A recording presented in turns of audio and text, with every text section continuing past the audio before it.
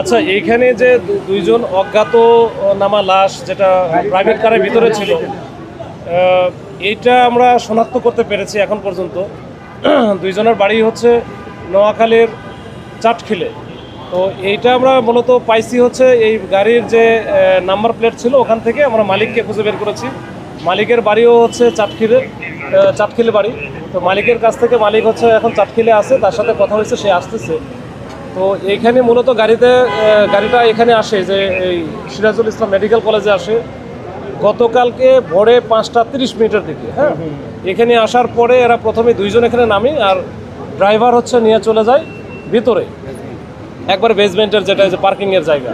তো ওইখানে নিয়ে চলে যায়, দুইজন এখানে কথা বলে মালিক হচ্ছে এখান থেকে, ওই মালিকও আসছিল, সে এখান থেকে আবার বের হয়ে চলে যায়। আর সাথে যে ছিল ওর নাম মিজান, এই মিজান আবার ওই গাড়িতেই চলে যায়, গাড়ির উপর ওখানে গাড়িতে চলে যায়। তো গাড়ির ড্রাইভার হচ্ছে নাম জাকির, বয়স 40-42 হবে আনুমানিক।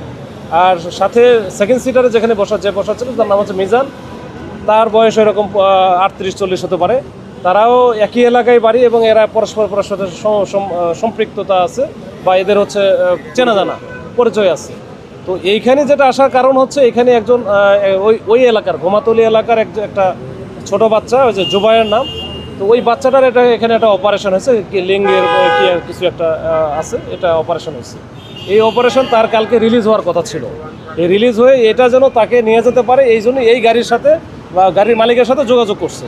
তো যোগাযোগ করলে ওই গাড়ির মালিক আবার ঢাকাতে যেহেতু আসবে, ওই জন্য বলছে ঠিক আছে তাহলে আমরা ঢাকাতে এসে নেমে যাই, এরা গাড়িতে করে নিয়ে চলে যাবে। কিন্তু পরবর্তীতে শোনে যে গতকালকে আসলে রিলিজ দেয় নাই।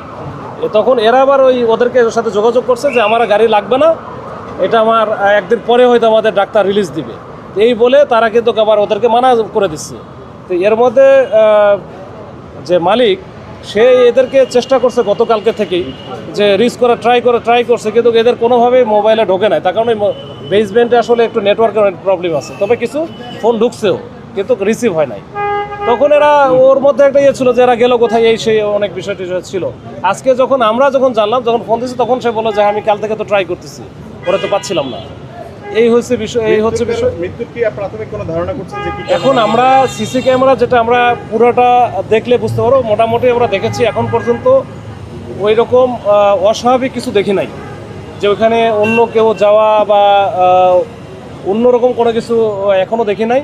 তবে আমাদের এখন অনেক বিষয় বাকি আছে, এগুলো আমরা আসলে মিলাইতেছি। থরলি একটা ইনভেস্টিগেশন করতে হবে আমাদের, করার পরে আমরা বুঝতে পারবো যে এই দুইটা এই ঘটনাটা কেমনি কিভাবে ঘটলো, এটা আসলে তারপরে বুঝতে পারবো। আর পোস্টমর্টম রিপোর্ট তো আমাদের লাগবেই। আঘাতের কোনো চিহ্ন দেখেছেন? এখন এটা হচ্ছে তোমার প্রায় 32 ঘন্টার মতো এখানে ছিল, মানে গাড়িতে ছিল। আর বেসমেন্টে তো অনেক গরম, আর যখন গাড়িটা লক করা থাকে, কোনো এসি থাকে না, তখন তো অস্বাভাবিক গরম থাকে। তো এইটার কারণে আমার মনে হয় যে লাশটা 3-4 দিন পরে যে অবস্থা হওয়ার কথা ছিল, সেটা মোটামুটি 1 দিন বা 1.5 দিন পরেই কিন্তু তার এই অবস্থা হয়েছে। ওই জন্যই আসলে ইঞ্জুরিটা পাওয়া যায়। ঢাকা মেডিকেলে নিয়ে যাওয়া হয়েছে? এটা ঢাকা মেডিকেলে, হ্যাঁ। এটা পোস্টমর্টম করলে বুঝবো।